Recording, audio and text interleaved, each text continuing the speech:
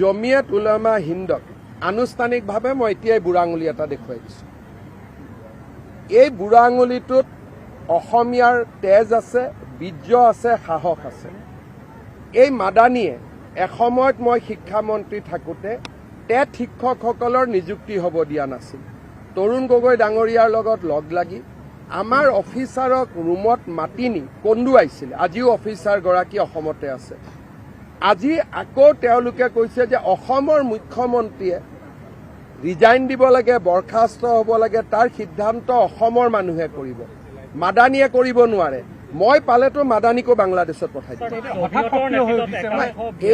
এই যোৱা উচ্ছেদ অভিযানৰ পিছত আধাৰ কাৰ্ড বন্ধ কৰাৰ খবৰ পাই এই চক্ৰান্তবিলাক আজি গা কৰি উঠিছে। অসমক তেওঁলোকে গ্ৰাস কৰিব খুজিছিলে আৰু কংগ্ৰেছে এৰি দিছিলে। কিন্তু আজি সৰুকৈ হলেও অসমৰ ৰাইজে মথাউৰি এটা বনাইছে। আজি চৰকাৰী চাকৰি খিলঞ্জীয়া লৰাই পাইছে। আজি মাটিৰ অধিকাৰ খিলঞ্জীয়াই পাইছে।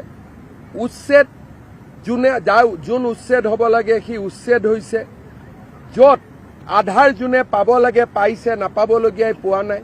বাংলাদেশী চিনাক্ত হলে আগৰ দৰে কোৰ্ট ডিটেনশ্যন কেম্প নহয়, পোনে পোনে পাৰ কৰাই দিছো। এই কথাবিলাকৰ কাৰণে স্বাভাৱিকভাৱে তেওঁলোক নাৰাজ হ'ব।